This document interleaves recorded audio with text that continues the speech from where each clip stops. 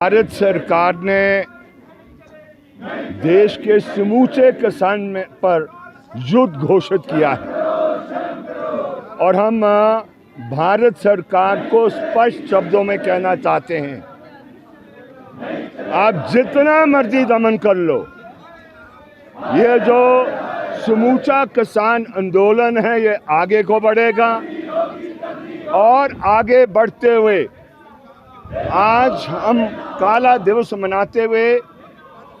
हम मांग कर रहे हैं कि 302 का मुकदमा दायर करना होगा और वो 302 मुकदमा अमित शाह के खिलाफ होगा, खट्टर के खिलाफ होगा और अनिल विज के खिलाफ ये दायर करना होगा। और यही नहीं, तुमने युद्ध घोषित किया है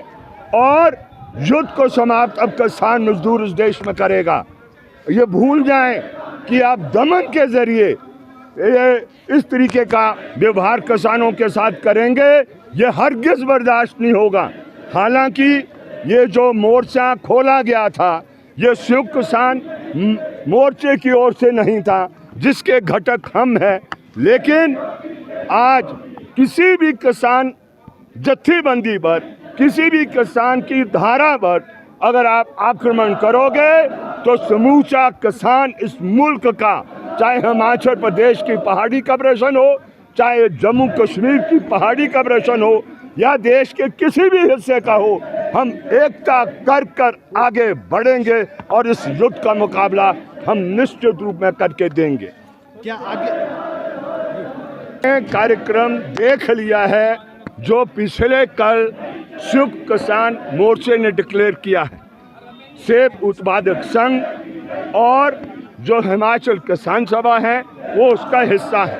और हमने कहा है कि इस लड़ाई को मिलकर मजदूर किसान लड़ेगा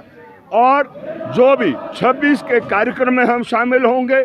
और 14 मार्च के कार्यक्रम में हम होंगे और 14 मार्च के बाद क्या तस्वीर इस मुल्क में बनेगी उसको हम 14 मार्च के बाद तय करेंगे। लेकिन आखिरी सांस तक, जब तक हमारे नसों में खून बहेगा, इस युद्ध के अंदर हम उतर गए हैं और ठीक जवाब सही समय पर हम भारत सरकार को देंगे। अमित शाह हिंदुस्तान की फौज को उतार दे, वो हिंदुस्तान के अर्थशास्त्र इसको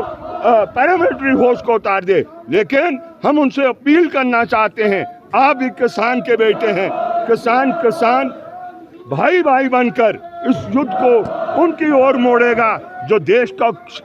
जो कॉरपोरेट घराना है और जो देश की ये जो राजशाही है उसके खिलाफ हम अपनी लड़ाई को करेंगे। हम मजदूर इनके साथ, पुलिस के साथ भिड़ने का कार्य नहीं करेंगे, फौज के साथ भिड़ने का कार्य नहीं करेंगे। हम समझते हैं वो भी किसान का ही एक हिस्सा है, उसके हिस्से में वर्दी आई है तो उनके साथ एकता को कायम करके हम आगे बढ़ने वाले हैं।